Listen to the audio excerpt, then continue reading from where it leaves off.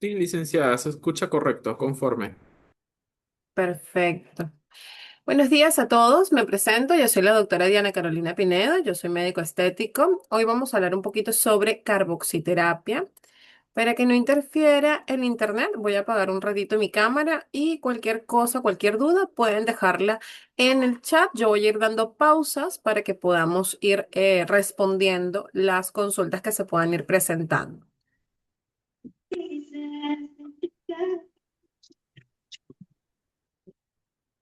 Para presentarme un poco más formalmente, yo soy la doctora Diana Carolina Pinedo, yo soy director médico actualmente en la empresa FemSafety, también me desempeño como médico estético y fotónico en Clínica Estética Cara. Y bueno, tengo más de 11 años de experiencia médica y específicamente en medicina estética más de 9 años. Quisiera recordarles un poquito el marco normativo en el Perú con respecto al uso de agujitas. Entiéndase que hay una regulación de estos procedimientos, por lo que yo siempre los insto a tener mucho cuidado cuando ejecuten este tipo de actividades con sus pacientes, ¿no? Y bueno, siempre el recordatorio del sustento legal. Vamos a ir un poquito a lo que tenemos de tema el día de hoy, que es la carboxiterapia. Básicamente es la aplicación subcutánea de dióxido de carbono de tipo medicinal. De ellas tenemos múltiples tipos de aparatologías. Hay personas o centros estéticos que tienen aparatología específica, dígase con ciertos parámetros para poder ejecutarse. Eso es normalmente lo vamos a encontrar a nivel terapéutico. Los vamos a encontrar normalmente a nivel terapéutico, donde se les puede colocar ciertos tipos de parámetros, como por ejemplo el tiempo, se le puede colocar la cantidad de mililitros que se le va a aplicar al paciente. Y tenemos otros de uso estético que por lo general en la mayoría de las clínicas estéticas no se maneja con esta paratología donde hay parámetros, sino que por lo general se utilizan los balones donde se va pautando la cantidad de mililitros a través de una válvula medidora. Muy bien. Es una técnica mínimamente invasiva que estimula diversos procesos fisiológicos. Uno de los procesos fisiológicos que estimula es específicamente una célula llamada fibroblasto, que nos va a ayudar a generar mayor cantidad de colágeno y elastina y de esta forma mejorar múltiples cosas en nuestro organismo, como por ejemplo mejora la flacidez y las estrías. ¿Cuál es el mecanismo de acción que manejamos o que se puede tener en cuenta cuando hablamos de carboxiterapia? Primero que todo, genera una vasodilatación. Esta vasodilatación básicamente es que los vasitos, venas, arterias, sobre todo el lado de las venas, ellos se abren un poquito más, ayudando a que ese dióxido de carbono fluya mucho más rápido a través de la vasculatura, haciendo que, entre otras cosas, aumente la oxigenación. ¿Por qué? Porque hay un intercambio gaseoso y por lo tanto aumenta el oxígeno en los tejidos. Al aumentar el tejido, el oxígeno en los tejidos, se presenta el efecto Bohr. El efecto Bohr es básicamente que cuando hay mayor cantidad de dióxido de carbono en un tejido, más sangre suelta, perdón, la sangre suelta más oxígeno en este mismo tejido y por lo tanto hay una mayor nutrición, lo que estimula los fibroblastos.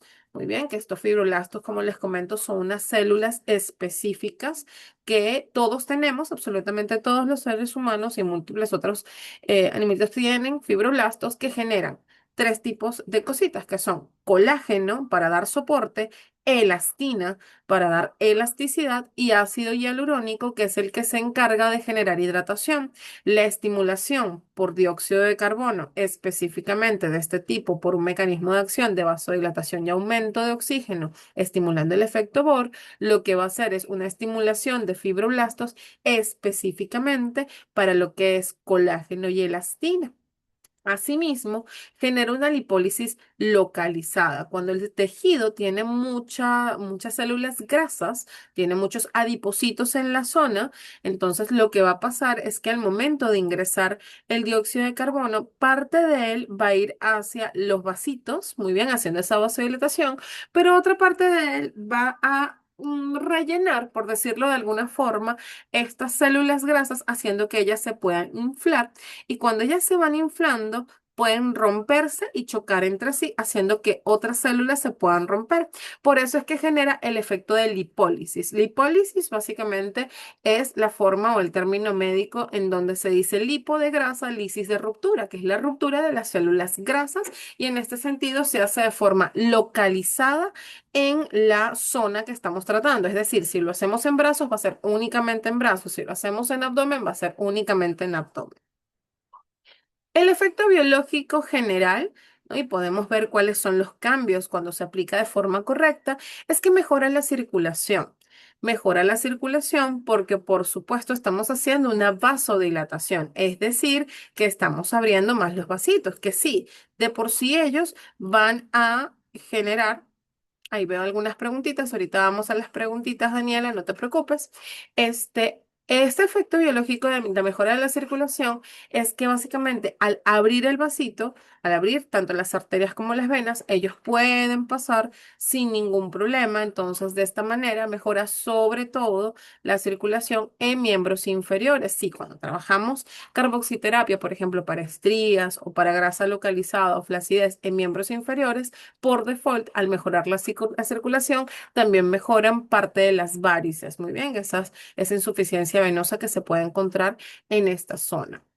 Regenera los tejidos porque, por supuesto, les explicaba con el mecanismo de acción que él va a ser una mayor nutrición. Un tejido que tenga mayor nutrición por oxígeno va a tener la capacidad de repararse y mejorar el tejido alrededor. Recuerden que las células, ellas se multiplican por mitosis, es decir, que ellas se van separando básicamente entre sí de una célula matriz y de esta forma van generando mayor tejido. Entonces, por esa forma es que, o por ese mecanismo es que se puede regenerar. Aumenta el colágeno, por lo que yo les comentaba de la generación o la estimulación, mejor dicho, del fibroblasto, el cual es la célula encargada de generar colágeno. Entonces aumenta la cantidad de colágeno, pero no de cualquier tipo de colágeno, específicamente de colágeno tipo 1 y tipo 5, porque existen 28 tipos de colágenos distintos. El colágeno tipo 1 es el que genera ese soporte amigable, amable, sin llegar a la fibrosis, y el colágeno tipo 5 es el que nos dice hasta qué punto vamos a generar colágeno.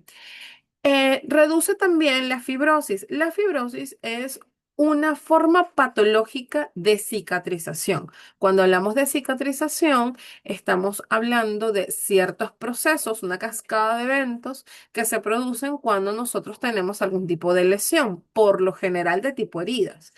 Esta cicatrización tiene cuatro tipos de fases, tiene cuatro fases que van una enlazada a la otra, en donde básicamente si hay algún tipo de alteración en la generación de colágeno en la zona en la que estamos trabajando, definitivamente va a producirse mayor tipo de colágeno tipo 3, generando la fibrosis. Y por supuesto, mejora el metabolismo local, mejora todas estas cascadas de eventos a nivel circulatorio, a nivel respiratorio, que se forman directamente en las células. Cada una de nuestras células tiene diversos tipos de mecanismos que las generan o que las permiten mantenerse vivas, y por lo tanto pues se mejora en esas zonas, y podemos ver que bien aplicado, por supuesto, tiene mejoras muy bonitas en nuestros pacientes.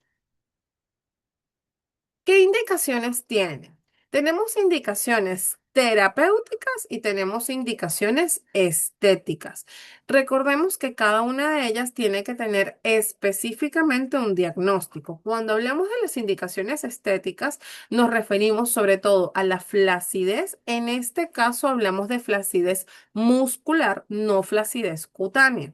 Cuando hablamos de celulitis, nos referimos específicamente a lipodistrofia, es decir, el tejido graso atrofiado o ya diferente, que es el que genera lo que normalmente conocemos como piel de naranja. Las estrías, que pueden ser estrías nuevas, viejas, muy bien, bien sean blancas o rojas. Ya las que son violáceas definitivamente no están incluidas entre las indicaciones médicas para poder ejecutar la carboxiterapia. La grasa localizada, que no toda grasa localizada se forma en celulitis. Sin embargo, la celulitis siempre es grasa localizada. En ese sentido, lo que vemos es que mejora la cantidad de grasa en la zona por la lipólisis que se forma. Las ojeras. Aquí hablamos específicamente de la coloración de las ojeras, no las bolsas. Las bolsas de las ojeras pueden deberse a dos causas. Las bolsas pueden ser por exceso de grasa en la zona o pueden ser por flacidez. En dado caso, habría que ver exactamente cuál tipo de ojera o bolsa tiene el paciente para saber si puede o no ser tratado con carboxiterapia. Pero en ese caso, cuando hablamos de bolsitas, es más que todo la necesidad de aplicarlo con aparatología que tenga parámetros específicos para que no se nos pase la mano colocándole mayor cantidad de mililitros de dióxido de carbono al paciente. Cuando hablamos de ojeras coloreadas, que son las que son violáceas, oscuritas, ahí lo que hacemos es mejorar la vascularización de la zona, haciendo que no se vean tan oscuras y por supuesto el paciente se siente mucho más feliz.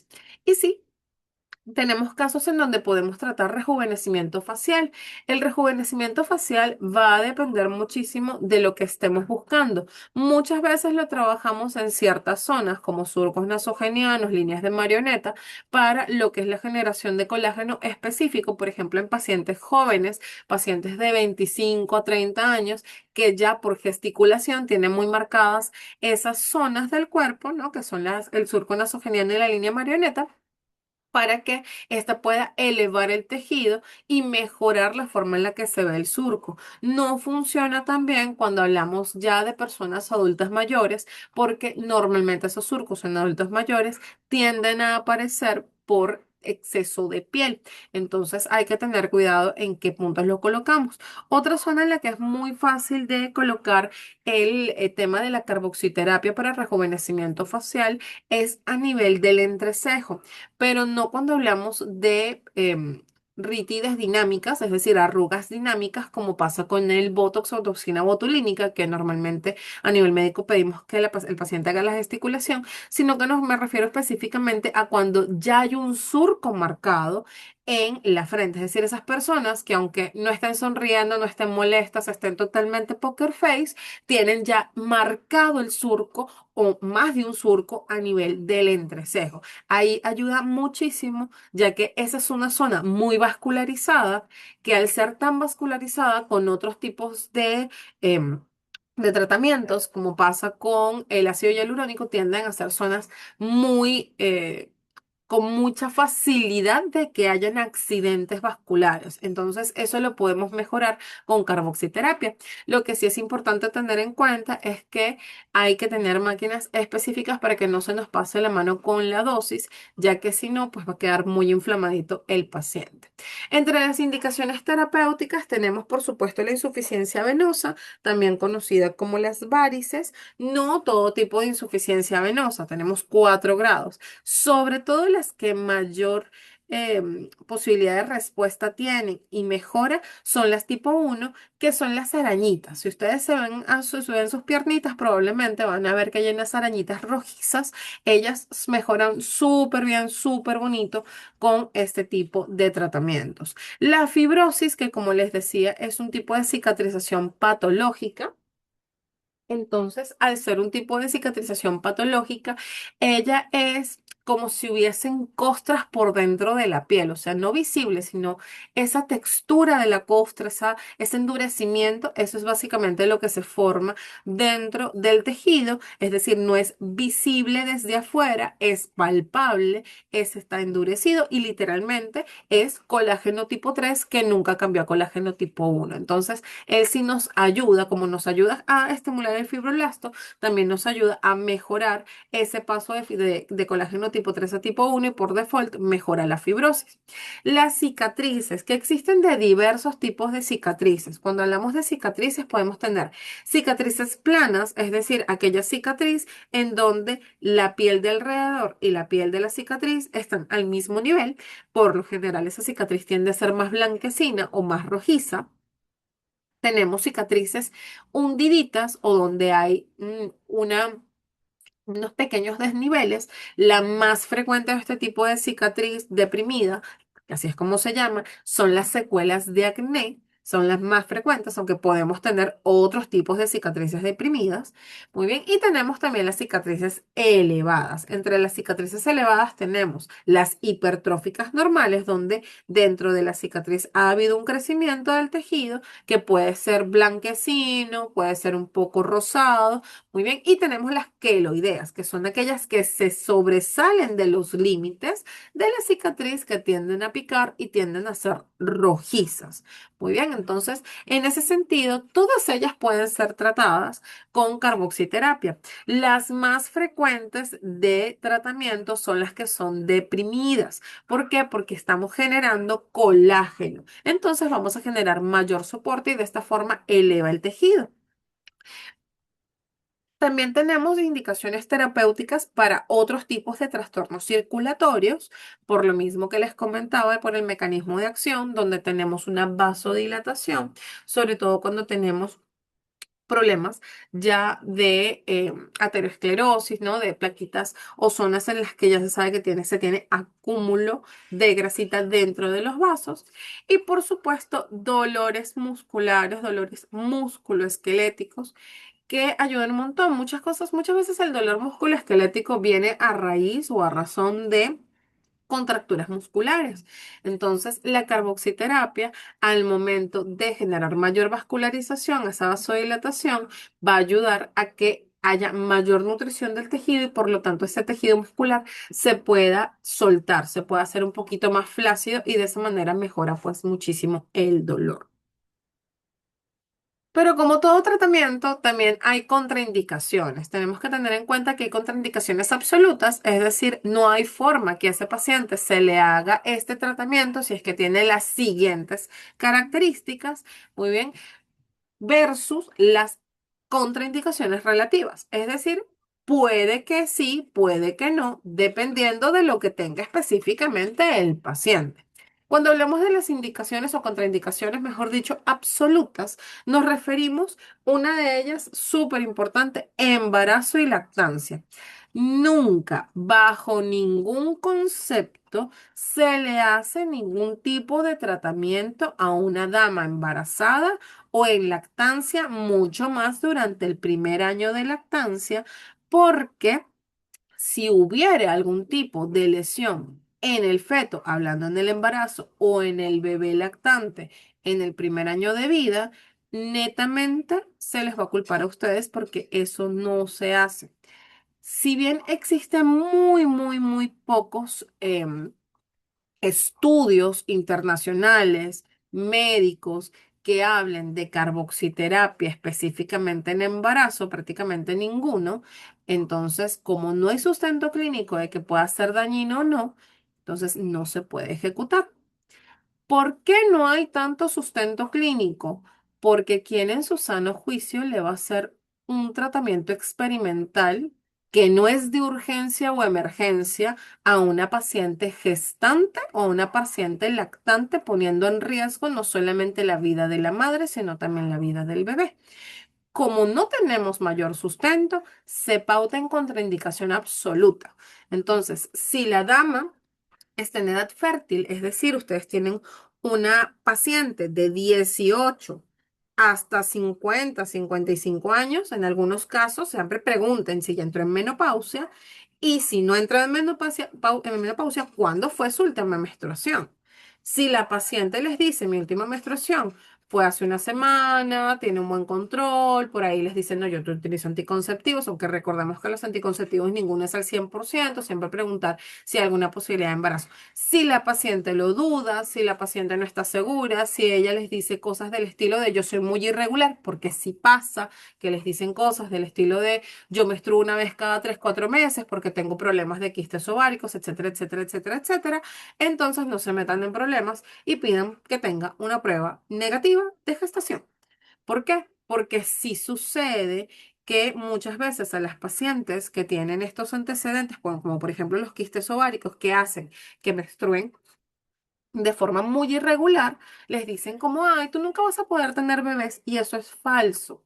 Si bien muchas de ellas se les complica muchísimo quedar embarazadas, no es que sea absolutamente imposible y existen casos, sobre todo por quistes ováricos o cosas similares, alteraciones uterinas ováricas o en las trompas de falopio, que hacen que a la paciente se les diga que probablemente nunca quede embarazada, entonces ella pues no le presta atención a entender ningún cuidado porque le dijeron que no va a quedar embarazada y resulta que terminan desarrollando algo que se llama embarazo críptico. El embarazo críptico básicamente es aquel embarazo donde la paciente no sabe que está embarazada hasta que el embarazo está muy avanzado o inclusive durante el parto. Yo sé que existía un programa, me parece en Discovery Home Health o algo así, que hablaban precisamente de o sea, como que creo que el nombre del programa era como estaba embarazada y no lo sabía, algo así. Y mucha gente decía, ay, ¿cómo vas a estar embarazada y no saberlo? Pues sí pasa y tiene un nombre médico que es embarazo críptico. Entonces, si ustedes tienen una paciente que no se cuida porque dice que le dijeron que no podía tener bebés bajo ningún concepto, etcétera, etcétera, o que bajo ningún concepto se está cuidando, pero tampoco tiene idea de cuándo fue su última menstruación, no se metan en problemas, no le hagan nada. A la madre lactante también hay que preguntarle sea, exactamente cómo es la lactancia. Si estamos hablando de que está en el primer año de vida del bebé, donde la leche es su alimento principal, inclusive cuando ya empezó a comer, la leche es su alimento principal, hay que preguntarle cuántas veces lacta. Porque sí, hay mamás que por diversas razones no lactan tan frecuentemente o no lactan por completo, y eso también es válido. Están las mamitas que hacen su lactancia materna exclusiva durante sus primeros 6 meses y cuando empiezan a darle alimento nunca tocan fórmula, sino que igual siguen llevándose el bebé al pecho, esa mamita está 100% contraindicada. Tenemos otros casos donde la mamita pudo haber dado algo de pecho y fórmula, cuando el bebito empezó a comer, pues fue un poco más de fórmula, por ahí solamente está lactando de noche. Podría ser, ¿no? Dependiendo. Inclusive llega un punto en donde el bebito ya casi ni le toma pecho a menos que esté enfermito. Entonces ya en ese sentido no hay mayor problema porque hay muy poca posibilidad de que algo se le pueda pasar por la barrera lactófora. Entonces, podríamos tranquilamente pues hacerle a esa paciente, pero hay que tener en cuenta esos dos escenarios, esa mamita que lacta un montón y esa mamita que por ahí ya no está lactando casi, o que en ese momento del primer año de vida del bebé literalmente no lactó, sino que fue netamente fórmula por diversas razones, ¿ok? Insuficiencia cardíaca severa y aquí podemos incluir las cardiopatías severas. Muy bien. Entonces, ahí hay que preguntar si sufre o no sufre del corazón al paciente. Siempre que el paciente sufra del corazón, no se le puede hacer. Y ojo, no es sinónimo de hipertensión arterial, que son dos cosas distintas. Si el paciente tiene una arritmia, si el paciente tiene una insuficiencia cardíaca, si el paciente tuvo en algún momento alguna patología como Chagas o como miocardiopatía, infecciosa, lo que fuere, ese paciente no puede pasar por carboxiterapia. Enfermedad pulmonar grave, bien sea crónica o aguda. Entre las agudas, esas neumonías que son súper fuertes, donde se necesitó por ahí un respirador artificial, etcétera, etcétera. Y entre las patologías crónicas, los pacientes sebóticos, los pacientes con fibrosis quística, pacientes con fibrosis pulmonar, ellos están totalmente contraindicados. Infecciones activas, y aquí es infección activa en la zona.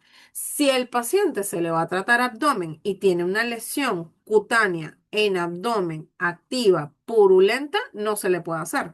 Si al paciente le voy a trabajar abdomen, pero por ahí se le infectó un uñerito en el dedito gordo del pie izquierdo, eso nada tiene que ver con la zona, entonces ahí no tengo nada pues, que me impida hacerlo, ¿ok?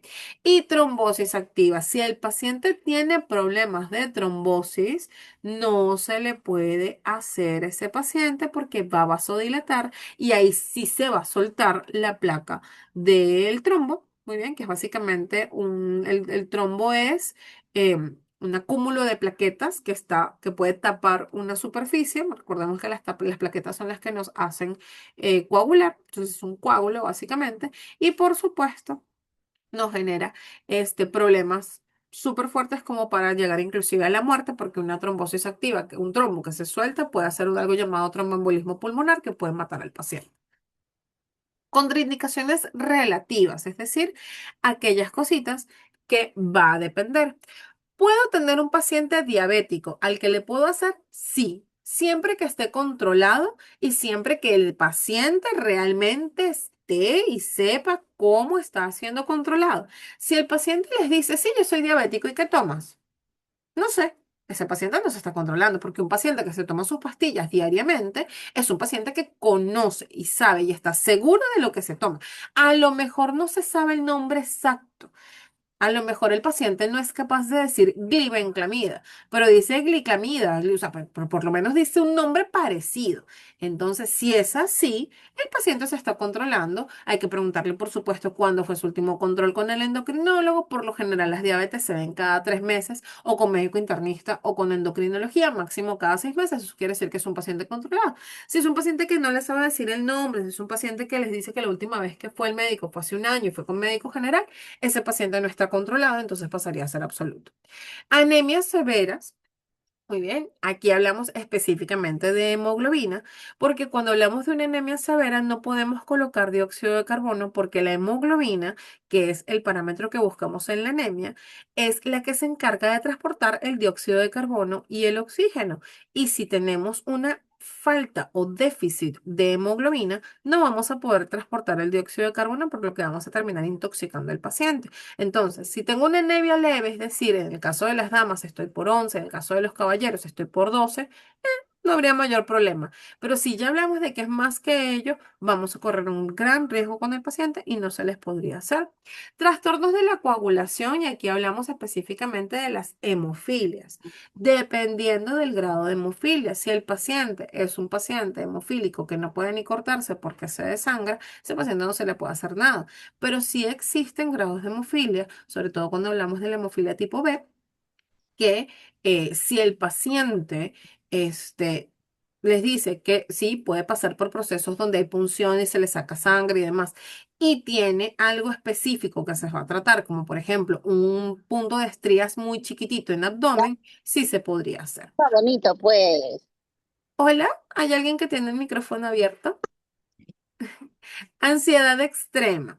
Cuando hablamos de ansiedad, hablamos de una patología psiquiátrica y eso no es sinónimo de la Herrera, ni mucho menos, pero sí existen muchos casos de pacientes ansiosos, sobre todo en la actualidad con todos los problemas que existen a nivel mundial. Existen muchos más casos diagnosticados de síndrome de ansiedad generalizada. Si el paciente está siendo medicado por ansiedad, o es un paciente que les dice que le da pavor las agujas, no se metan en problemas, porque sí, hay pacientes que les dicen, no, yo le tengo muchísimo miedo a las agujas, pero realmente quiero verme bien porque tengo una boda en 3 semanas, en 4 meses o lo que fuere. Entonces se va a querer exponer a ello porque el tema de verse bien va a, ese paciente va a pensar que es mucho más pesado que la ansiedad que tiene. Y al momento de hacerse el tratamiento es un paciente que se les va a mover. Acuérdense que hablamos de agujas, por lo que hablamos de que tenemos que tener una bioseguridad, que lo vamos a tocar un poquito más adelante. Entonces, si es un paciente que se les va a mover, ustedes se pueden hincar y nadie tiene escrito en la frente VIH, nadie tiene escrito en la frente BPH, ni sífilis, etcétera, etcétera, etcétera, etcétera. Por lo cual hay que tener muchísimo cuidado con estos pacientes, ¿no? Porque si el paciente es supremamente ansioso, tiene una patología ya instaurada, es un paciente que se les va a mover y que va a terminar habiendo un accidente laboral donde, donde ustedes como aplicadores de este tratamiento se van a hincar y va a ser pésimo, terrible, va a ser el peor día de sus vidas. Entonces, definitivamente no hacerlo. La piel lesionada. Esto va en base a las infecciones activas, pero va a depender muchísimo del tipo de lesión. Por ahí, si es una costrita que no está tan cerca, se puede hacer, no hay mayor problema. Si por ahí tenemos un pequeño cortecito que está relativamente lejos, si estamos hablando, por ejemplo, de que estamos tratando una piernita y por ahí la lesión está en glúteo, no tan cerca, muy bien, o la piel está un poquito escoriada, es decir, por ahí lo picó un mosquito y se estuvo rascando. No hay mayor problema siempre que no haya infección propiamente. Equipos y materiales. Entre los equipos y materiales, estos son los que más vamos a estar viendo. En el caso del equipo, pues el equipo de la carboxiterapia, que tiene un regulador de flujo, el tanque de dióxido de carbono medicinal, y en algunos casos el display digital, que es como ese tablerito en algunas aparatologías que permite colocar cuál es el ángulo de la aguja que voy a utilizar, qué zona estoy colocando, la cantidad de mililitros que estoy insuflando en el paciente. Y los materiales, las agujas de mesoterapia, que aquí hablamos de agujitas que pueden ser de 30, 32, 34 y hasta 36 Gauss. El alcohol, en este caso el 70%, y en muchos casos también se recomienda la clorexidina, el 4%. Guantes que se sugiere que sean guantes totalmente estériles, sin embargo, pueden hacerse también con mucho cuidado con guantes no estériles. Gasas esterilizadas, esto sí es importante porque acuérdense que estamos hablando de incones que son puntos de entrada, son puertas de entrada para microorganismos, zonas y materiales que estén antisépticos y el marcador o plumón dermográfico que nos permita marcar la zona que vamos a tratar o que vamos a trabajar.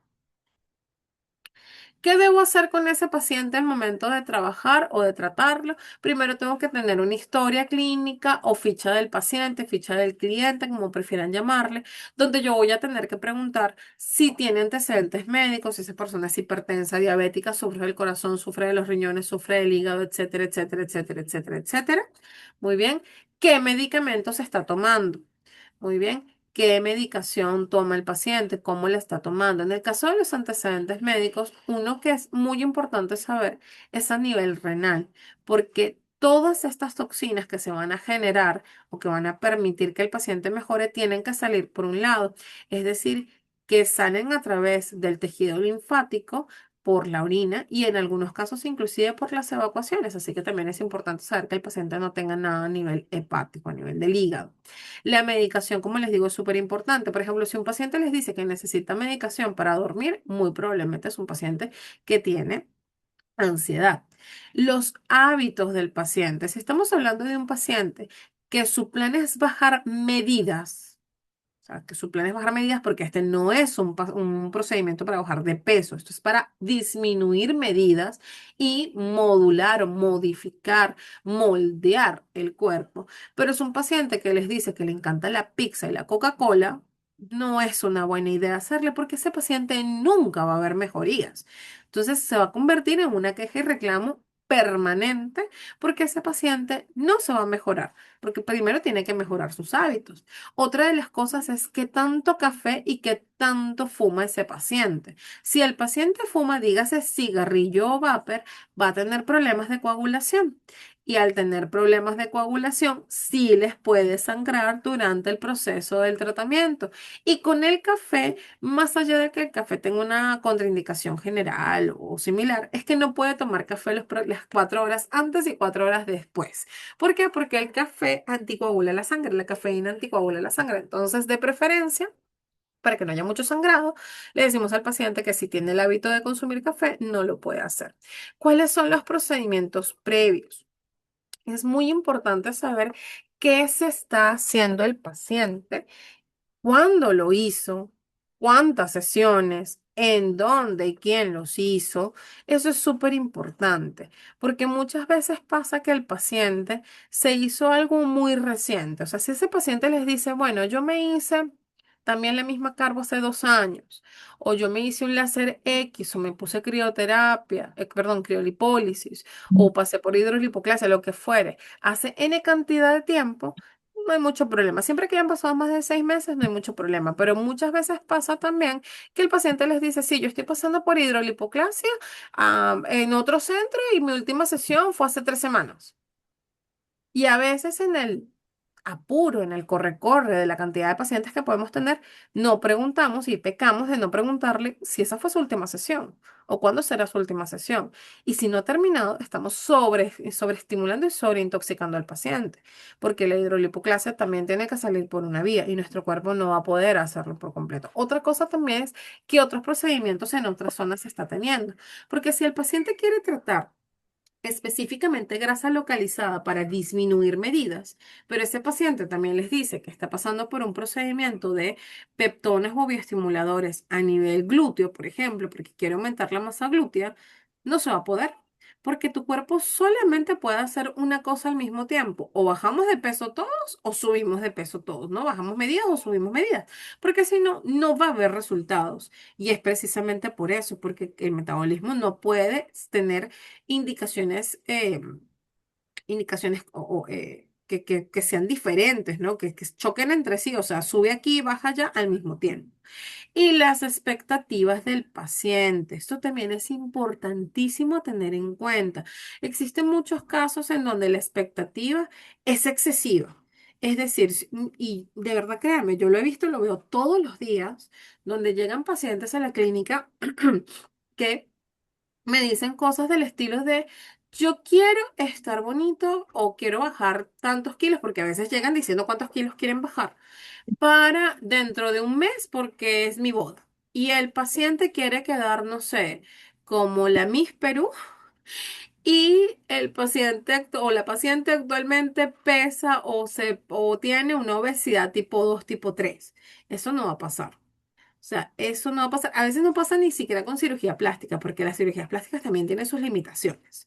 Entonces, ¿qué es exactamente lo que quiere el paciente? O sea, si este paciente tiene un cambio del estilo de vida.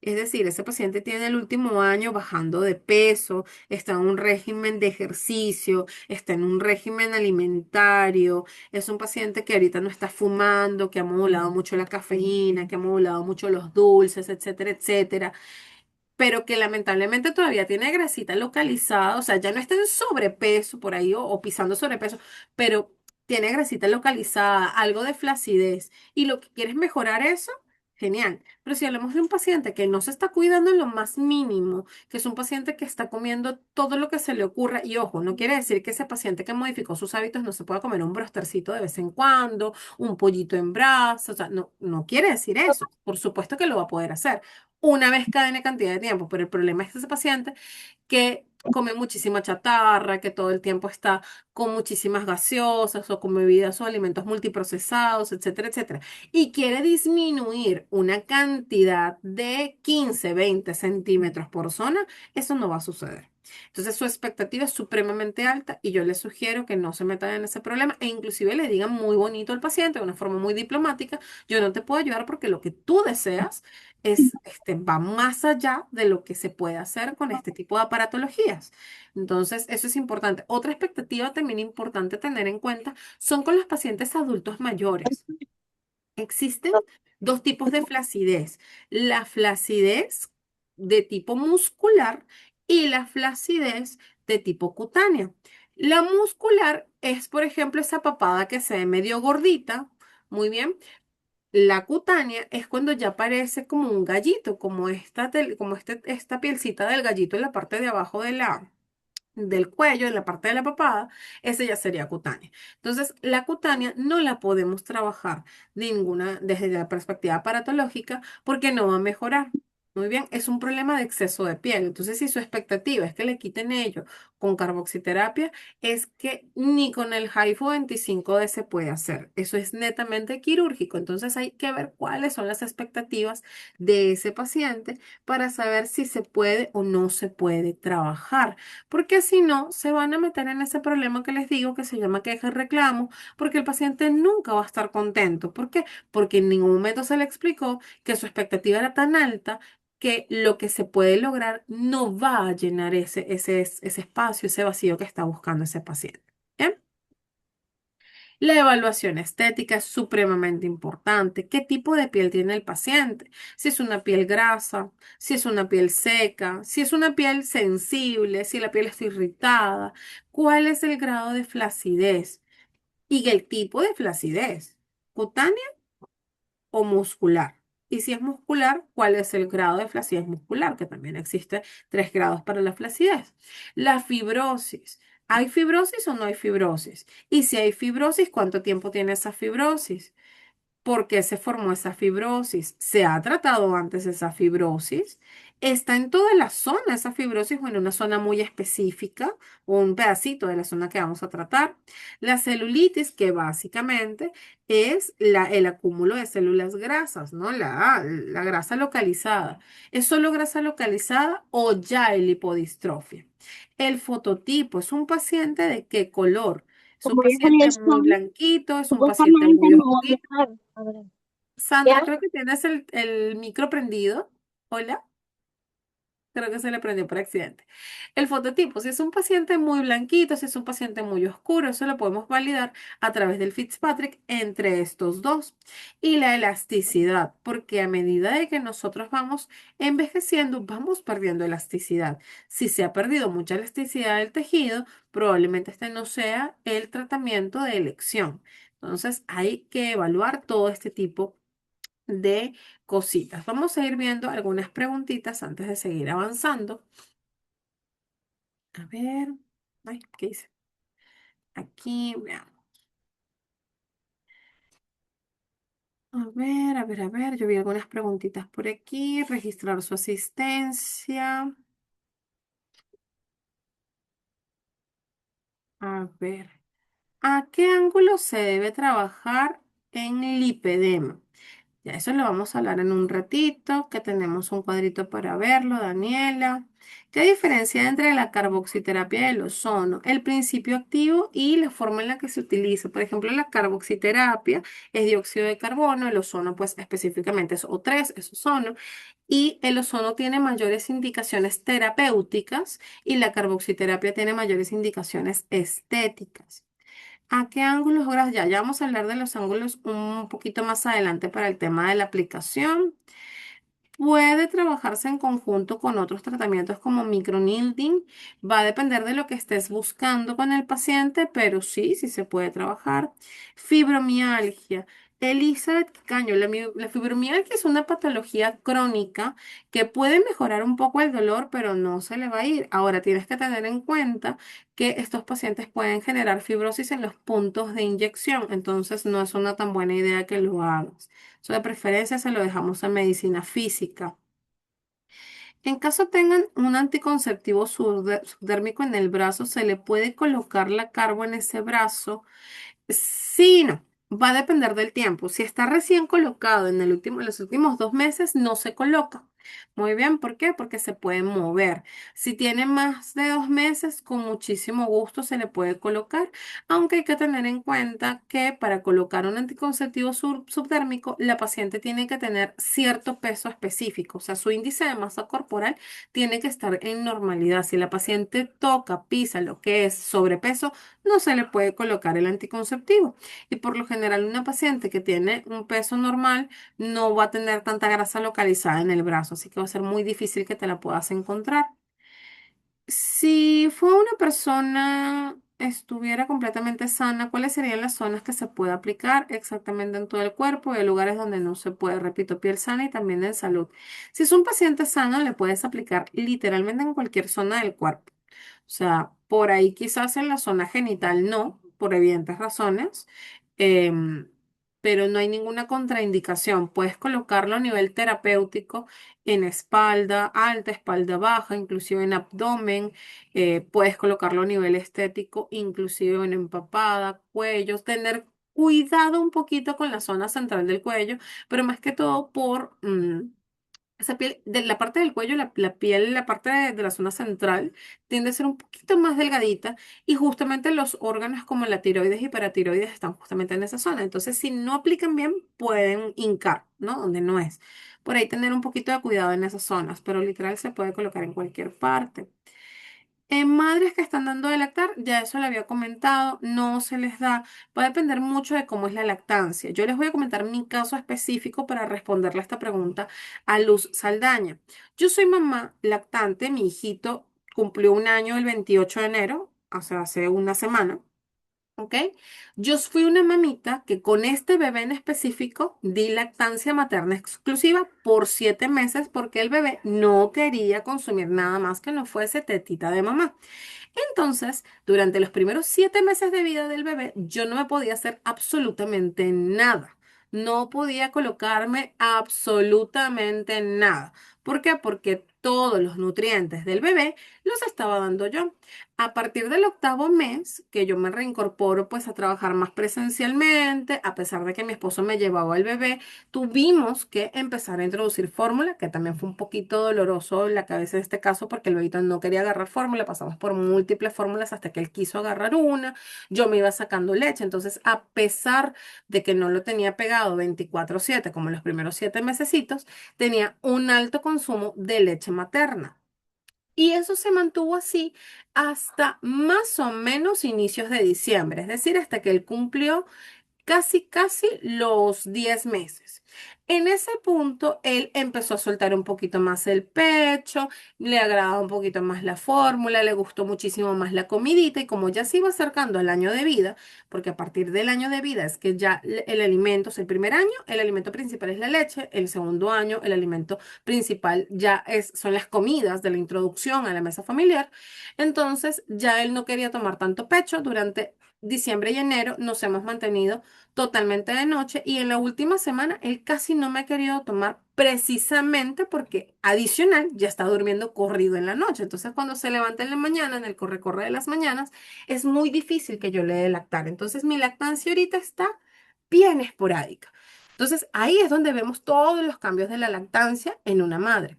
Entonces, en este momento, ¿yo me puedo hacer algo? Sí.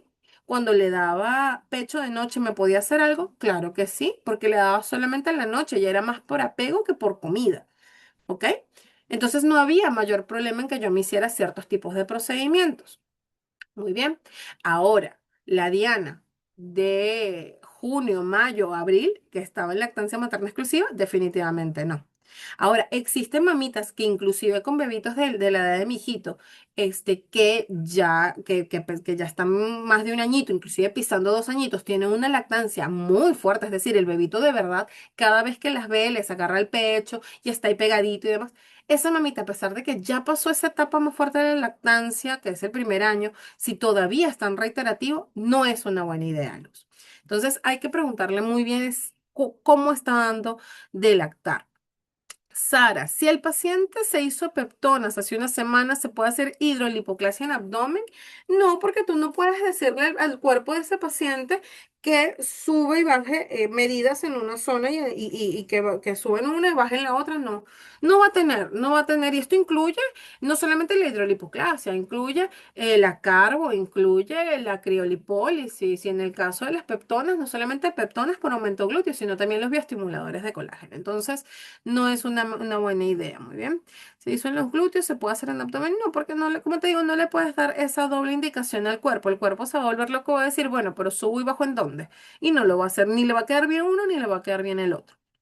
Si mi paciente se está haciendo, ay, ya son las 12, vamos a darle unos minutitos en un ratito a la asesora. A ver, vamos a terminar estas preguntitas y vamos con la asesora de aquí de secatesis. A ver, si mi paciente se está haciendo hidrolipoclasia, no puede hacerse carboxiterapia en cuánto tiempo. No se puede hacer por lo menos en la primera semana. Acuérdense que la hidrolipoclasia estamos colocando líquido. ¿Qué pasa? Que la hidro y la carbo hacen dos cosas similares en la célula grasa, que es inflarla y romperla. Una a través de dióxido de carbono y la otra a través de líquido, que muchas veces ese líquido trae o enzimas o quemadores. Entonces, en ambos casos vamos a romper células grasas. Entonces no tiene sentido hacerla en ambos casos. Ahora, si yo lo que quiero es trabajar la carbo por estrías adicionales en la zona en la que estoy haciendo hidrolipoclasia, tengo que esperarme al menos una semana. Entonces, ahí va a depender mucho de cada paciente. No es que haya una indicación, perdón, una contraindicación absoluta de ello, pero sí hay que tener cuidado dependiendo de lo que estoy haciendo, porque si lo estoy haciendo hidro y le quiero hacer carbo para ayudar a que tenga más pérdida de células grasas, no voy a sobreestimular la zona y no voy a ver resultados, o los resultados pueden inclusive incluir, valga la redundancia, la fibrosis. ¿A los cuántos meses se puede aplicar la carboxiterapia en poslipo abdominal para mejorar la fibrosis? No es la primera indicación, Frini, la carbo poslipo. Para hacer cuidado posoperatorio integral de un paciente, existen otras cosas antes de manejar fibrosis con carboxiterapia.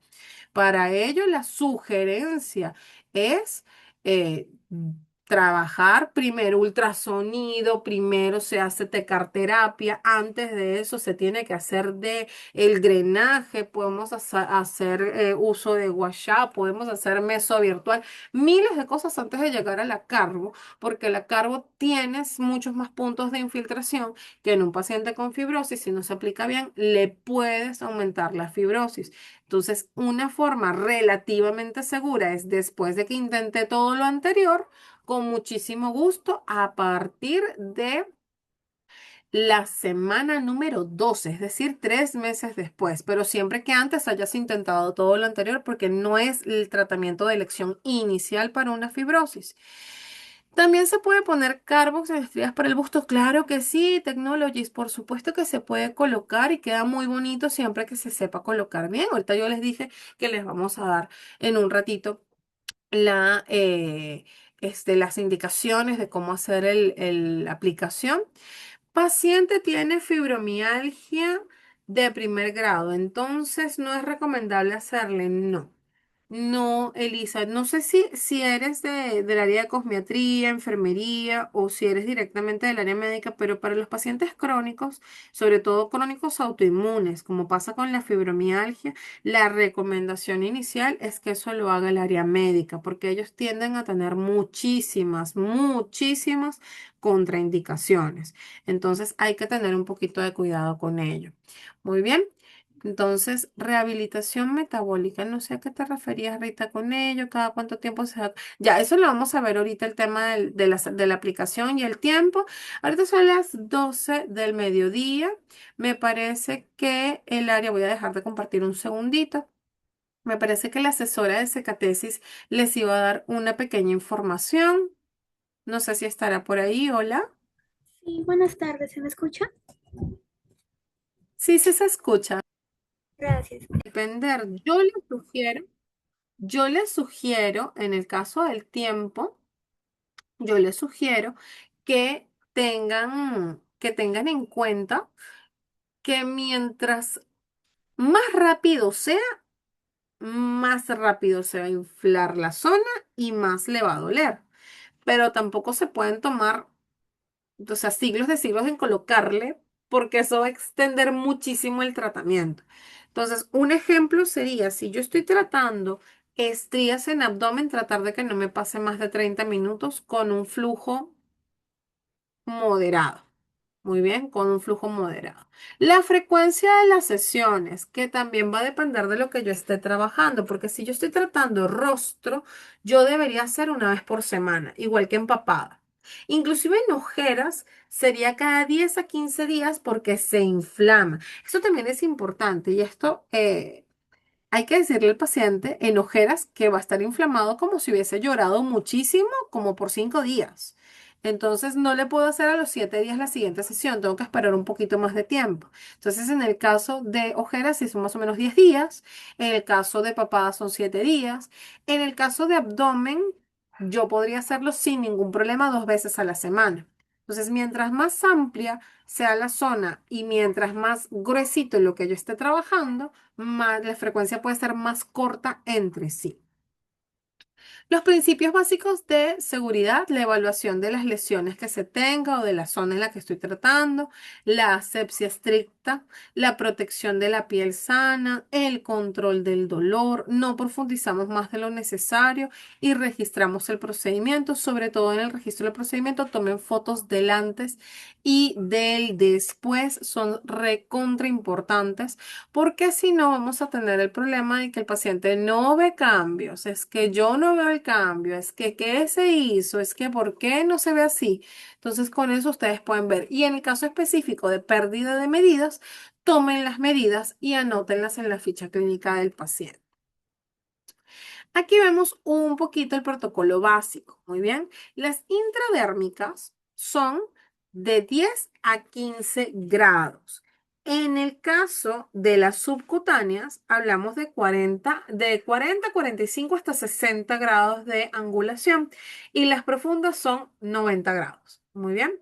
La profundidad, aquí están, ¿no? El que tan profundo me voy a ir. Perfecto, entonces yo podría utilizar agujitas de 1/6 para la intradérmica y de 1/2 para la subcutánea, pero ya un poquito más grandes para las profundas, porque si no, no voy a llegar a la musculatura que estoy trabajando.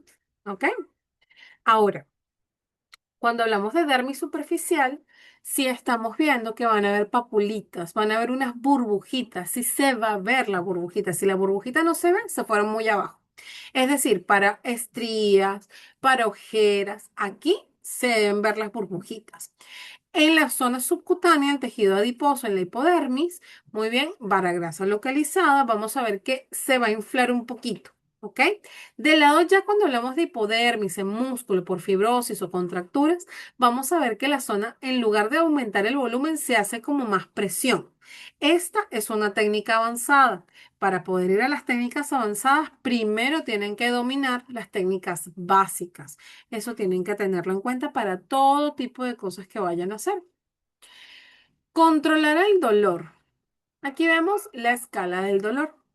Antes de ingresar al procedimiento, hay que preguntarle al paciente cómo está el dolor en el momento. Por lo general, le van a decir que cero, sin dolor, no me duele, no me molesta. Siempre tengan una hojita parecida a la escala del dolor, porque el umbral del dolor es distinto en cada paciente. Hay pacientes cuyo umbral del dolor es tan bajito que hasta respirarles cerca les duele. Hay pacientes que tienen un umbral del dolor súper alto, que no importa lo que les hagan, el paciente tolera súper bien. Entonces, sí es importante que el paciente pueda especificar en la escala del dolor qué tanto me está doliendo, qué tanto lo puedo tolerar. Entonces, hay que tener una buena comunicación con el paciente. Si te duele, me dices y yo paro. Si no lo puedes tolerar, continuamos en la siguiente. Si necesitas moverte por el motivo que fuere, me avisas, yo paro y te mueves, porque si te mueves con la agujita, corremos el riesgo de que se rompa la aguja, de que haya una lesión cutánea con la persona, o sea, que se rasguñe con la agujita que me hinque yo como aplicador. Entonces hay que tenerle ese cuidado. Respiración guiada. En muchos casos, al hacer la respiración, inhala, exhala con tantos segundos, ayuda un montón. Por lo general es inhalar 5 a 10 segundos, exhalar 5 a 10 segundos también, para que el paciente pueda ir modulando el dolor, porque sí puede llegar a ser una técnica dolorosa, a pesar de que la técnica sea la correcta. La velocidad adecuada. Nunca insuflamos tan rápido. Esto es indispensable. Entonces, la velocidad en la que se puede aplicar va a depender, por supuesto, de la zona.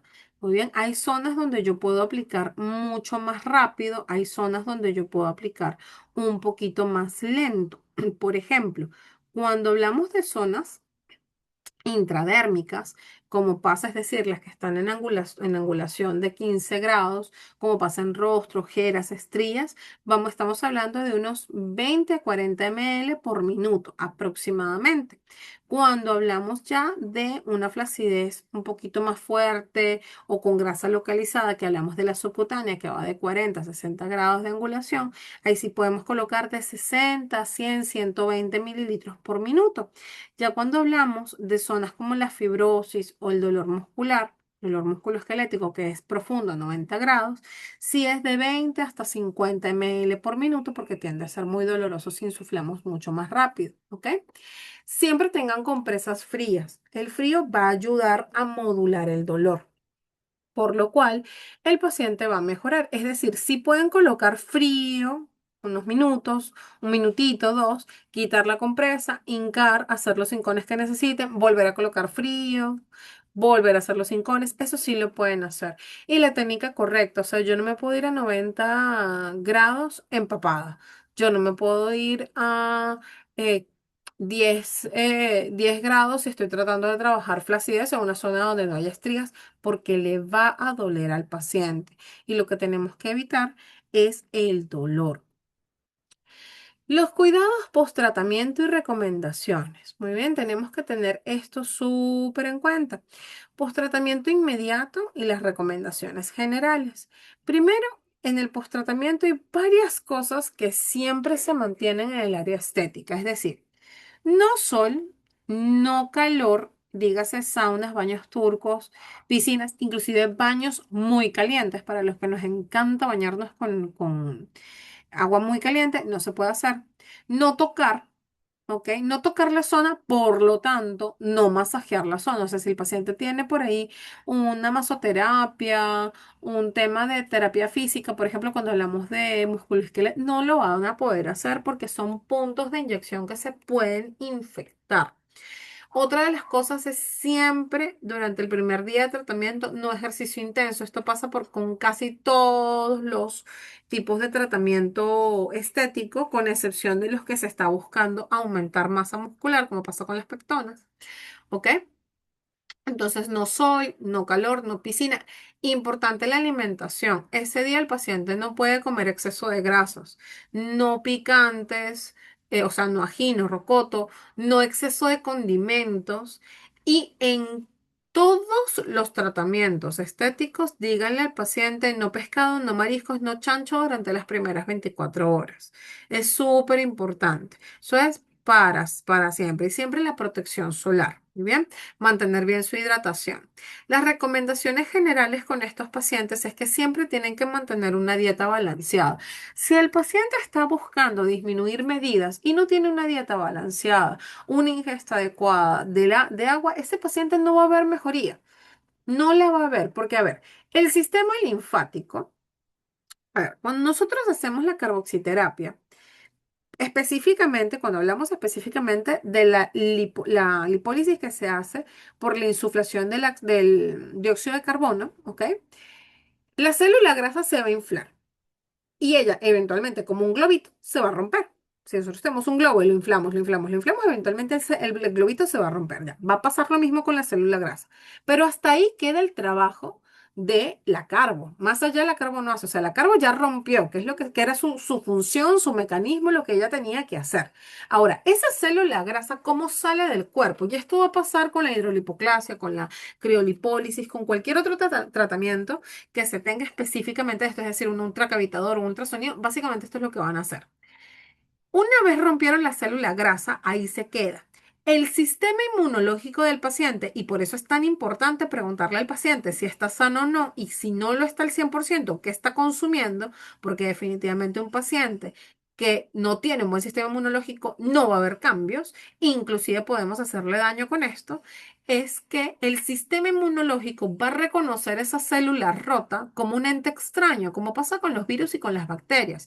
Esto va a desencadenar toda una cascada de eventos donde el sistema inmunológico va a fagocitar, o sea, se va a comer esa célula rota, muy bien, y la va a llevar a través del sistema linfático, la va a llevar hacia lo que es, bueno, el sistema linfático desemboca en cierta forma hacia el sistema venoso que termina llevando hacia riñón e hígado y por lo tanto termina saliendo a través de la orina y las evacuaciones. Pero la linfa es líquido. Si el paciente no tiene ingesta de agua, la linfa va recontra lento. Muy bien. Si la linfa de por sí va lento, entonces saca muy lento esa toxina, esa célula rota que quedó. Por lo cual va a llegar muy lento al sistema venoso. Un paciente deshidratado tiene muchos más problemas de presentar varices porque el flujo sanguíneo se hace más lento porque tú necesitas una cantidad de agua diaria para que tengas la posibilidad de que tu sangre fluya correctamente. Si la sangre no está tan hidratada, no haya tanto agüita en la zona, no fluye completamente esa sangre, entonces menos sangre le está llegando a los riñones y al hígado, tanto para mantenerlos con vida como para hacer sus funciones principales, que son filtración, sobre todo a nivel renal.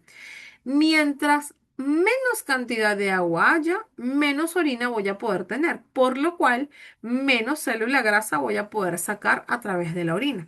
Nuevamente, es la célula grasa rota. Entonces yo necesito que ese paciente sí o sí tenga una buena ingesta de agua. Si ese paciente no le gusta el agua, está deshidratado, etcétera, etcétera, etcétera, les dice, ay, no, yo prefiero siempre un juguito, eso no es hidratación, ese paciente no es candidato para este tipo de tratamientos.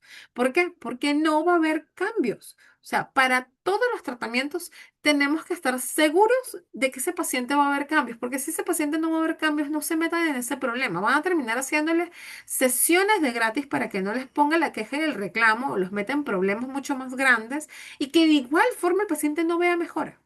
No vea ningún tipo de cambio. ¿Por qué? Porque el paciente tiene que estar comprometido. El control de sesiones. Es importantísimo que el paciente vaya a sus sesiones. Yo le digo a todos mis pacientes, cuando pasan consulta, el 25% del trabajo o el 20% del trabajo es el trabajo mío y de la clínica. El resto es trabajo del paciente, que el paciente llegue a las sesiones, que el paciente coma saludable, que el paciente tenga una buena ingesta de agua, cuando tienen que hacer ejercicio, que hagan ejercicio, cuando se tienen que aplicar cremas, que se apliquen cremas, etcétera, etcétera, etcétera. Eso es trabajo del paciente. Porque yo no estoy en la casa del paciente para darle la comidita en la boca y para recordarle cuándo tiene que tomar agua y para recordarle si fue al gimnasio o no fue al gimnasio o para recordarle si se colocó la cremita o no se colocó la cremita. Eso es trabajo del paciente que como adulto responsable debe hacer. Y por lo tanto, en el control de las sesiones, yo debo tener fotos del antes y del después en la misma sesión, compararlas con las fotos del antes y después de la sesión anterior, preguntarle de vuelta qué está comiendo, cómo lo está haciendo, si está tomando agua. Todo eso lo tengo que ver. Y si el paciente no llegó a la sesión, colocar también cuántas veces me ha reprogramado. Porque sí pasa y pasa un montón que el paciente cree que el tratamiento es milagroso y resulta que se aparece después de 3 semanas que no se hizo tratamiento y les dice, es que yo no vi cambios. ¿Qué vas a ver cambios, corazón, si no estás consumiendo el agua correcta, estás comiendo lo que te da la gana y además no vienes a tus sesiones? O sea, místicamente no te puedo pasar por frecuencia de radio el tratamiento de la carboxiterapia, entonces no vas a ver mejorías. Por eso es tan importante que haya un control de las sesiones. El seguimiento profesional, que a veces se convierte en perseguimiento profesional. Yo sé que hay pacientes que son súper buenos al momento de decirles a la persona que lo está tratando toda la Tío, información. Pero hay pacientes que hay que sacarlas con cucharilla. Hagan el seguimiento a su paciente. Como este, sobre todo después de la primera vez, el paciente le va a doler. No hay forma de que no le duela. Por más que uno les diga, bueno, que respiren, modulamos el dolor, pero le va a doler. Y hay pacientes que les duele muchísimo porque su umbral del dolor es muy bajito. Si ustedes le hacen el seguimiento a ese paciente, si ustedes lo llaman, ¿cómo estás? ¿Cómo amaneciste hoy? ¿Cómo vas? Mándame fotitos de los hincones para ver cómo van mejorando. O cítenlo el tercer día para ver cómo va, ¿no? O sea, ya se bajó la inflamación, acuérdate del hielito, todo. Si ustedes hacen eso, el paciente se va a sentir feliz. El paciente se va a sentir cómodo, el paciente se va a fidelizar con ustedes. Entonces, háganle seguimiento a ese paciente. Si ese paciente está asustado, yo sé que muchas veces pasa que el paciente llame y llame y llame y escribe y escribe y escribe y uno como que, a ver, ya te expliqué que eso es normal. Ustedes igual vuelvan a explicar. Vuélvanle a explicar, díganle bonito, tranquilo que lo que está pasando es algo normal. Yo te expliqué en la consulta cómo iba a ser, te expliqué durante la sesión qué es lo que iba a suceder y eso es lo que estamos viendo en este momento. Y el registro, cuando hablamos del fotorregistro, es indispensable que la foto primero esté en una pared blanca. De preferencia en ropa interior, si ustedes tienen la posibilidad de tener ropa interior descartable, mejor, ¿no? Y que siempre sea del mismo color la ropa descartable, con una iluminación igual siempre y en los ángulos. Entonces, los ángulos del rostro y del cuerpo cambian un poquito porque siempre tenemos que tomar de frente a 45 grados tanto de derecha a izquierda y a 90 grados tanto de derecha a izquierda. Traten de que sea lo más similar posible para que puedan hacer sus comparativos, porque muchas veces el paciente, acuérdense que ese paciente se está viendo todos los días y como se ve todos los días, es un paciente que no nota el cambio. Nosotros lo notamos más porque no lo vemos regularmente, o sea, lo vemos cada cierta cantidad de días, entonces da chance de que hagamos ese reset, ese refresh y podamos ver de vuelta al paciente y saber que realmente está mejorando. Pero para el paciente es indispensable tener ese registro en comparativo. Así llegaste a la primera sesión. Así te fuiste de la primera sesión, así estás el día de hoy antes de tu segunda, tercera, cuarta sesión. Eso les va a dar un plus gigante porque el paciente va a ver no solamente que está teniendo cambios en la misma sesión, sino que está teniendo cambios sesión a sesión. Muy bien, eso para todo lo que hagan en corporal es indispensable. Tenemos que hablar, por supuesto, de los efectos secundarios, porque siempre va a haber efectos secundarios. Existen efectos secundarios y efectos adversos o complicaciones, ¿ok? El efecto secundario es todo aquello que va a aparecer que no va a poner en peligro la vida del paciente ni se va a mantener por todo, o sea, por siempre, ¿no? Entonces, puede o no aparecer. El efecto secundario, los más frecuentes son que duela durante el procedimiento y después del procedimiento. El eritema, es decir, que esté rojo el paciente. Por lo general, cuando hablamos de estrías, por ejemplo, y de ojeras, el eritema es más que todo en el punto de inyección, es decir, está rojito donde inyecté. En el caso más específico de grasa localizada, más allá del punto de inyección es que sí se ve rojita toda la zona, ¿ok? Y tiende a picar. El edema está inflamado, está hinchadita la zona que se está trabajando. Son hincones, por lo que pueden aparecer hematomas. Esto es indispensable. Muchos pacientes dicen, ay, es que yo no quiero que me salgan moretones. Entonces, este es nuestro tratamiento, porque la probabilidad de que te salgan moretones es alta. Y eso también es importante, o para eso también es importante que el paciente no se mueva. Mientras más se mueva el paciente, mayor probabilidad de que le salgan hematomas al paciente. Entonces, hay que tenerle cuidado.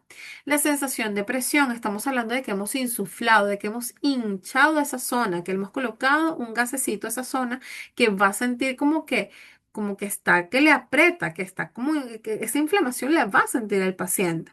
Y eso es normal, ¿ok?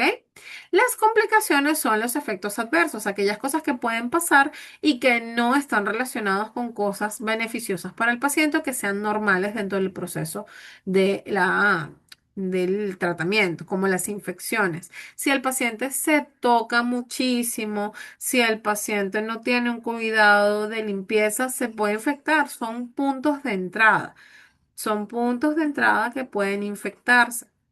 La necrosis es algo muy raro. En el caso de la carboxiterapia es supremamente raro que haya necrosis, a menos que al momento de colocar se lleven un vaso. O sea, pero ya son vasos más grandes, o sea, como cuando tomamos las vías venosas para colocar tratamiento. Ya, más o menos ahí sí saldría una necrosis, pero si no, es bien raro que salgan las necrosis. Sí se puede fibrosar el tejido. Siempre que haya un proceso de cicatrización, hay una probabilidad de fibrosis. Es decir, cuando yo he hincado a ese paciente, yo he abierto la piel con esa agujita, va a haber un proceso de cicatrización con sus cuatro fases de la cicatrización, con su generación de colágeno, etcétera, etcétera, etcétera, etcétera. Y por lo tanto, puede haber fibrosis. Entonces, eso también hay que explicarle al paciente. Es una complicación que puede darse inclusive para tratamientos que ayudan con la fibrosis, como pasa con la carboxiterapia. Una complicación es con la mala técnica, que yo haya colocado el ángulo incorrecto y la velocidad incorrecta en una zona que en una zona equivocada, una zona diferente. Y por supuesto, la insatisfacción del paciente está muy relacionado con la expectativa. Si el paciente tiene una expectativa muy alta, ese paciente no va a ver mejorías. Conclusiones. Si tenemos una técnica segura, vamos a tener resultados progresivos.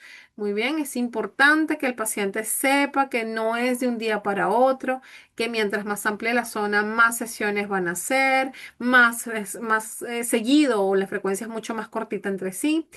Toda la formación que vayan a tener para esto es indispensable. No podemos aplicar por aplicar, tenemos que estar supremamente claros de lo que estamos haciendo. La ética profesional, acuérdense que las fotitos son fotitos de nosotros, no son fotitos para compartir con otros pacientes, a menos que ustedes tengan un consentimiento informado del paciente que les está liberando las fotos porque lo hicieron por un canje, por lo que fuere. Pero si no, ética, nosotros no posteamos fotos, no le mostramos fotos a otros pacientes, o sea, hay que tener mucho cuidado con ello. Y por supuesto, el seguimiento continuo, permanente de ese paciente mientras esté en cabina, en clínica o en donde ustedes lo estén trabajando. Muy bien, voy a dejar de compartir. Hay varias preguntitas en el chat. A ver.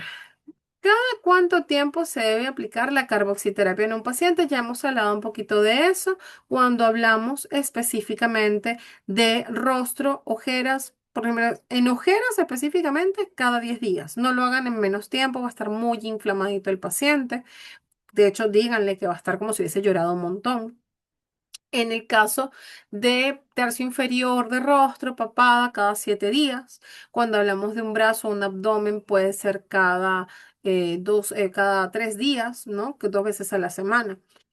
Pero dice el curso, que esto creo que es, no sé si, bueno, la asesora creo que ya lo vio porque había un tema con el formulario, que ya lo colocaron bien. ¿Los mililitros son por zona o cómo se distribuyen? Sí, o sea, si yo estoy hablando, por ejemplo, de que necesito colocar en una zona específica, como por ejemplo en las ojeras, yo puedo hacer 5 incones en las ojeras, pero son máximo 12 ml. ¿Ok? Y lo mismo pasa, por ejemplo, con la grasa localizada en abdomen. Yo puedo hacer 20 incones en abdomen, pero máximo son 20 ml. ¿Ok? ¿Cuánto de dióxido de carbono se aplica? Ahí estaba comentándolo. Creo que igual, no sé si les van a hacer llegar láminas o no, pero bueno, igual existen cuadritos de ello, doctora, para flacidez. La aplicación, ¿qué ángulo es? Para flacidez es subcutánea, es decir, entre 40 y 60 grados. 45 estaría bien. Gabriela me pregunta, en piel con demasiada flacidez, ¿en qué ángulo? Va a depender, porque si la flacidez es cutánea, ni porque le apliques toda la carboxiterapia del mundo va a mejorar ese paciente. ¿Ok? No sé si no me he prendido mi cámara, a ver. Ya, aquí estoy.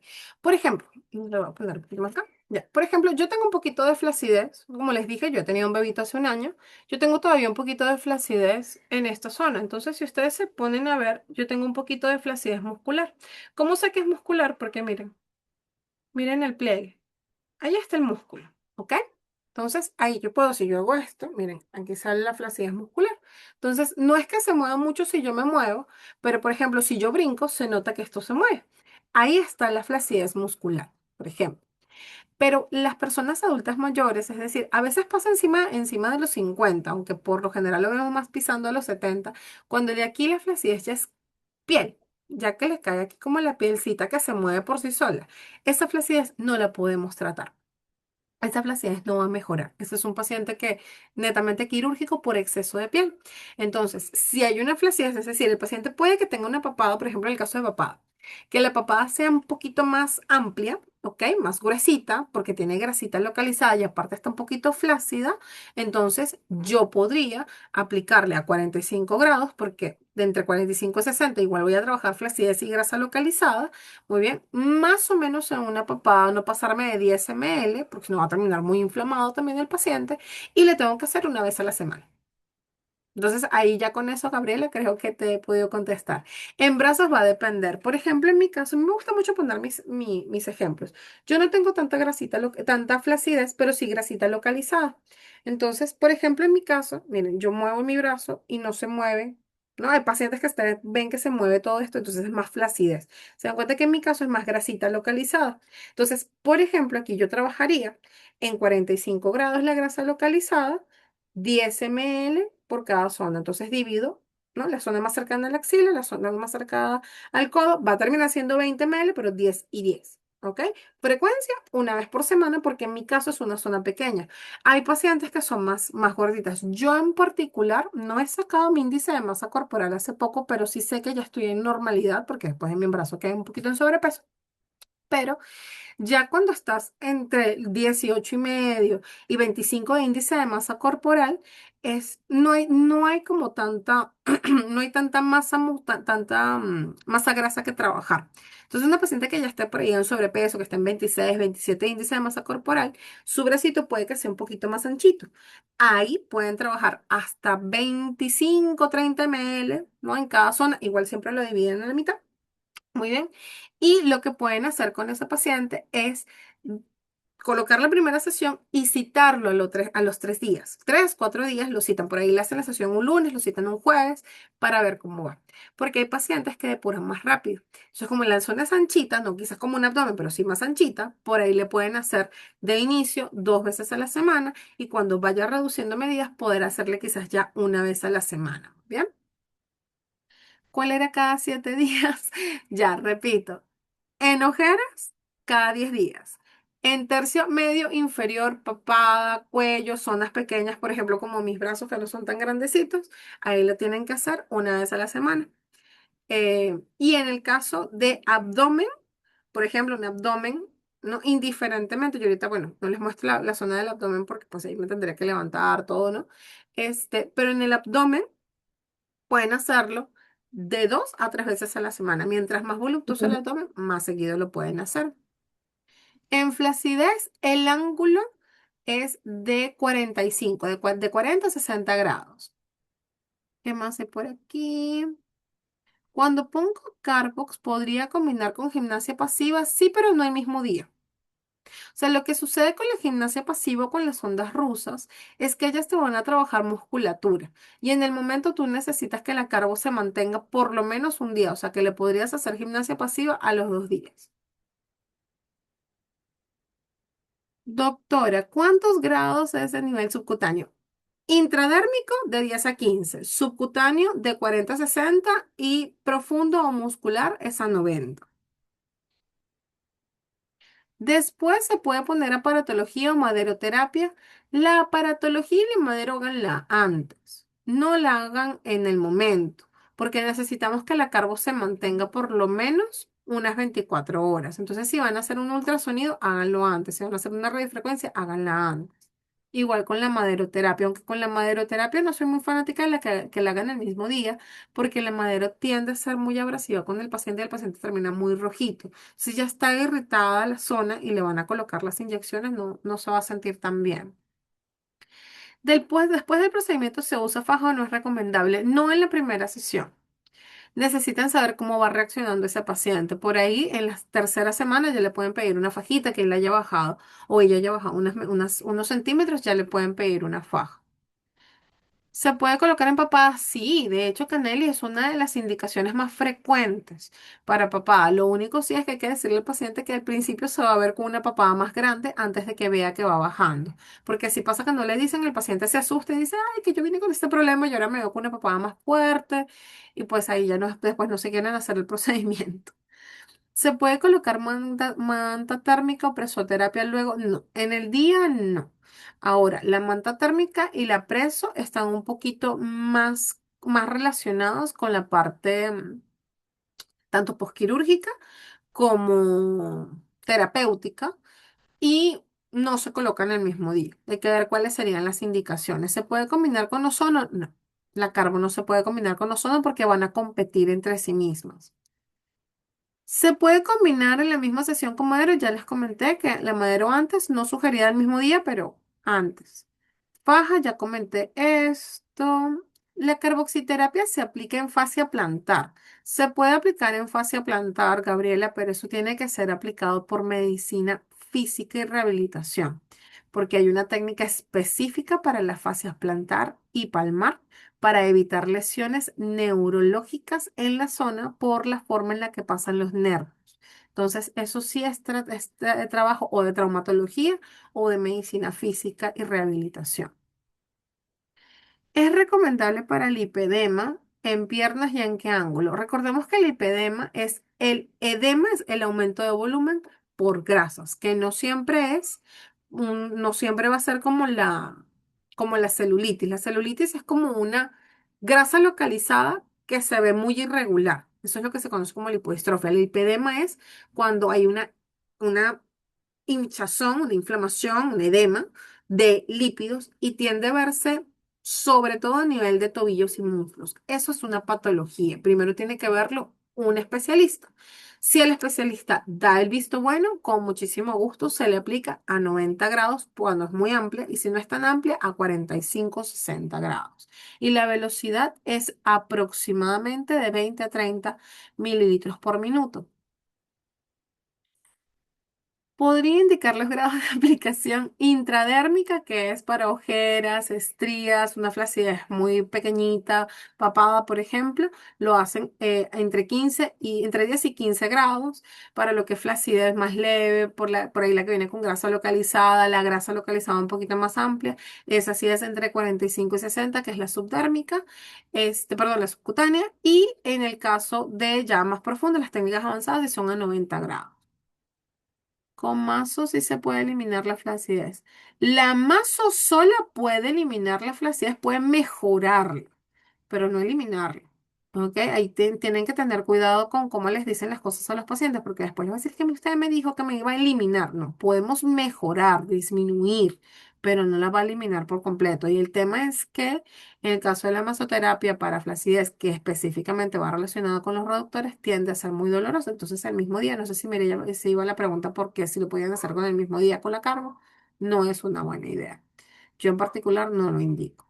Brazos cada cuántos días, cada 7 días. Si es un brazo pequeño, puede ser cada 3 a 4 días, o sea, 2 veces a la semana. Si es un brazo un poquito más amplio. Da talleres en forma presencial. Si hay talleres en forma presencial, igual en un ratito la asistente, la asesora de Cecatesis les va a comentar un poquito de eso. En abdomen el tiempo es por lo menos 2 veces a la semana, pero siempre que vayan a hacerlo eso, pídanle igual al paciente que vaya a los 3, 4 días para que ustedes lo evalúen a pesar de que no le vayan a hacer, ¿ok? ¿Es recomendable la faja después? No, la faja el mismo día no, por lo general después de la tercera semana de tratamiento. Límite de sesiones, no hay un límite como tal, sin embargo, se sugiere no pasarnos de 4 meses de tratamiento, sino que hay que darle una pausa al cuerpo del paciente, ¿ok? Antes de aplicar, se puede tratar con la madero, no el mismo día, o sea, no hay una contraindicación, o sea, no hay una literatura que diga el día de la cargo no se puede hacer madero 1 hora antes. El tema es que va a estar inflamado el paciente, va a estar enrojecido. Entonces, ya de por sí su umbral del dolor ya va a estar más bajito porque ya está irritada la zona.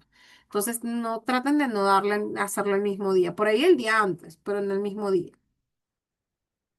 La faja se coloca por lo menos 3 semanas después, Sandra. Después de la carbo se puede pasar al ultrasonido, el mismo día no. El mismo día después no. El mismo día antes sí se puede hacer. O sea, si por ejemplo ustedes tienen un paciente ahorita a la 1 y ahorita le están haciendo ultrasonido, no hay ningún problema. Acuérdense que el ultrasonido es máximo 20 minutos de los pies a la cabeza. No se puede hacer más de 20 minutos porque tienen problemas renales los pacientes posterior a ello. La flacidez de la entrepierna, la flacidez siempre va a ser subcutánea, es decir, de 40 a 60 grados.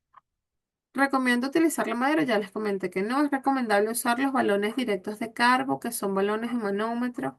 No tienen cómo saber cuánto carbo se está aplicando. Yo no soy fanática de los balones directos.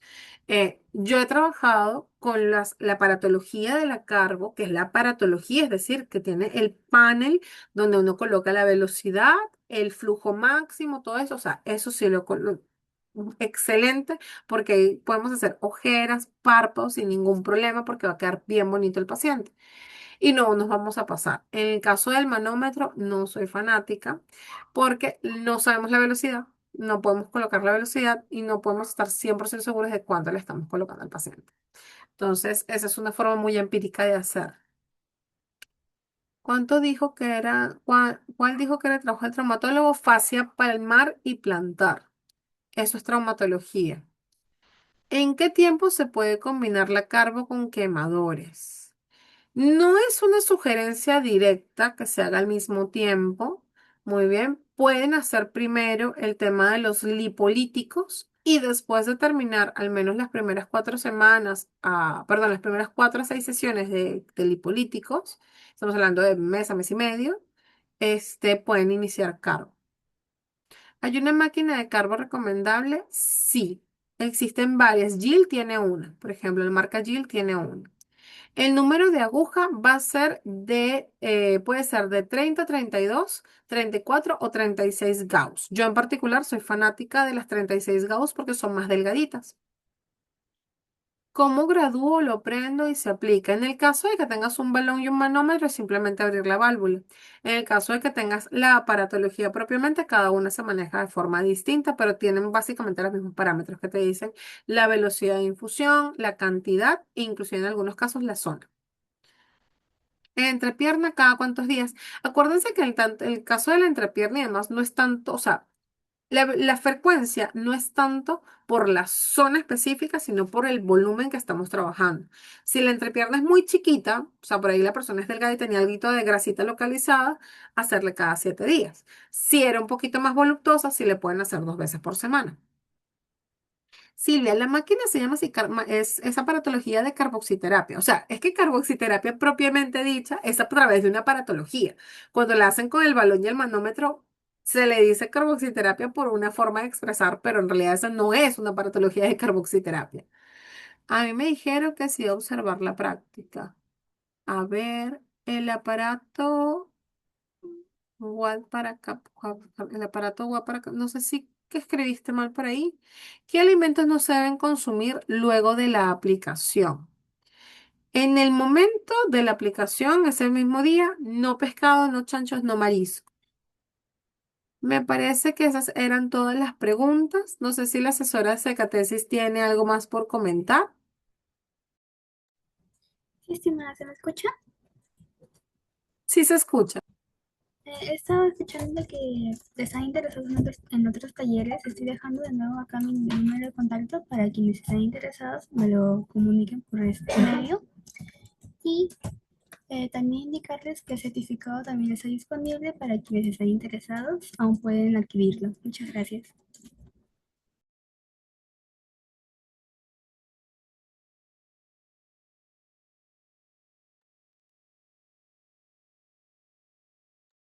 Perfecto. Entonces, por mi parte, a ver, creo que hay una pregunta adicional.